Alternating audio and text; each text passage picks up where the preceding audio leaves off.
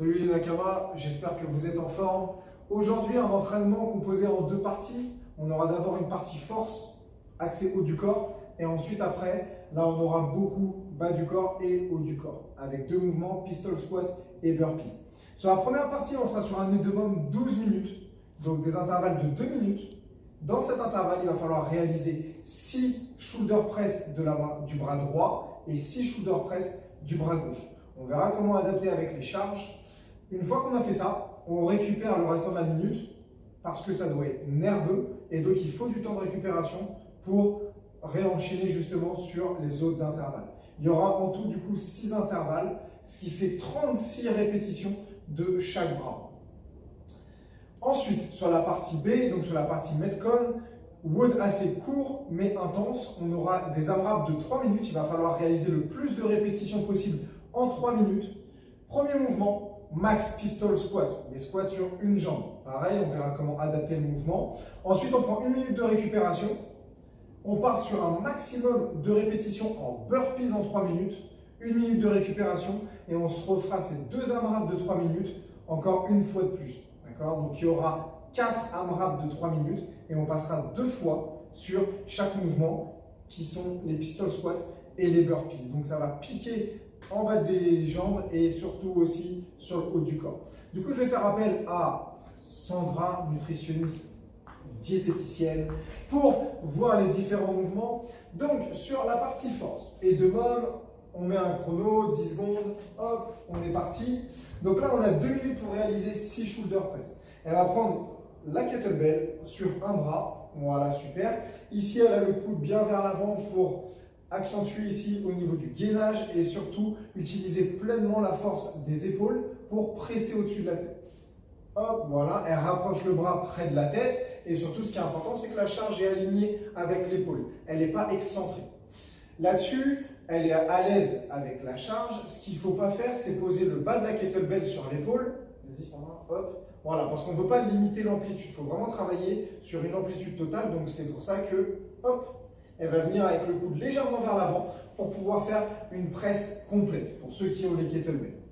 Voilà, donc 6 à droite, 6 à gauche. Si on a une dumbbell, c'est exactement le même mouvement, c'est même un petit peu plus facile. Donc là, on vient presser au-dessus de la tête, voilà. Et si c'est trop lourd, si la charge est trop lourde, pas de souci, on prendra soit la kettlebell, soit la dumbbell à deux mains et on vient presser au-dessus de la tête tout en veillant à finir l'extension au niveau des bras et comme Sandra fait, engager la tête pour activer le haut du corps.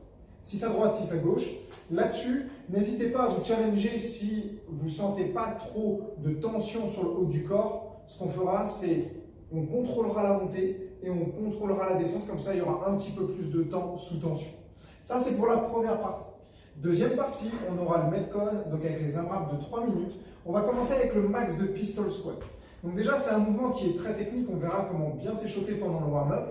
Donc là, c'est un squat sur une jambe. Voilà, super. Elle casse bien la parallèle et ensuite, elle finit l'extension.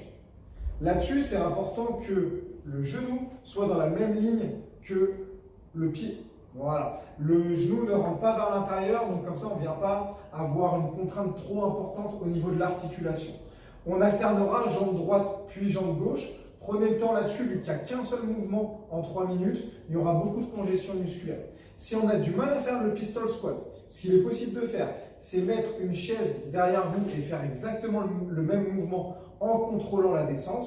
Peut-être que l'effort est moindre, mais au moins il y aura cet équilibre à avoir et donc ça va être intéressant quand même musculairement. Et si on n'a pas assez de force pour se relever avec une seule jambe, on prendra une charge externe, assez lourde de préférence, et là on viendra faire des goblet squats ou des squats, voilà, front rack si on a une dumbbell. On vient bien casser la parallèle et on finit l'extension, surtout en conservant ici les pieds à plat au sol. On ne veut pas que les talons se lèvent. Si votre mobilité ne le permet pas, n'hésitez pas à limiter l'amplitude de votre squat. Voilà pour les pistol squats, 1 minute de récupération et ensuite on part sur 3 minutes maximum de répétition en burpees. Donc elle va se mettre en position de planche, bien gainée, on fait une pompe torse au sol et ensuite on ramène les deux pieds à plat au sol. Voilà, nickel. On termine l'extension, on fait un petit saut. Si on a du mal à arriver avec les deux pieds à plat, un pied puis l'autre. Voilà. C'est pas une mauvaise solution, sachant que 3 minutes max effort, ça permet ici de temporiser un petit peu et surtout de ne pas avoir le cardio trop haut, puisqu'il va falloir effectuer ces 2 AMRAP 2 fois. Donc partez pas toute balle, gardez-vous quand même un petit peu d'énergie pour le deuxième tour. Voilà pour le WOD. Donc du coup là-dessus, ce serait bien sur les AMRAP de 3 minutes, sur le pistol squat, d'arriver à peu près à une 50aine de répétitions. Ça va challenger, c'est à peu près 17 répétitions à la minute. Et sur les burpees, pareil, on devrait être dans les de 40 à 50 répétitions. Et pour les meilleurs, je suis sûr qu'on peut aller chercher même 60, voire un petit peu plus. Voilà pour le WOD. Comment bien s'échauffer maintenant? Ça va être important, la mobilité au niveau de la cheville pour les pistol squats.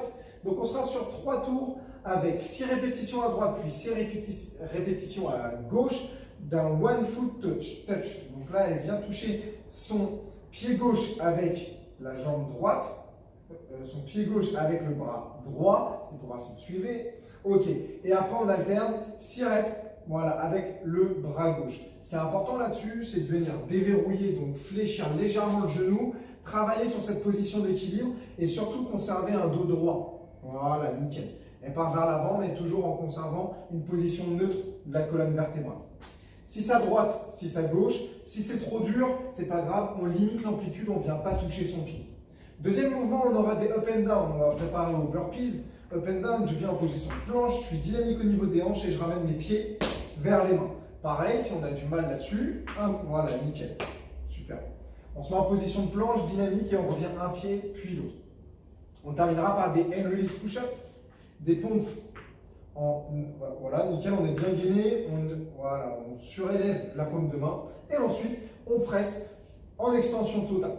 Là-dessus, elle est bien gainée. Vous voyez, les épaules, les hanches et les genoux sont alignés.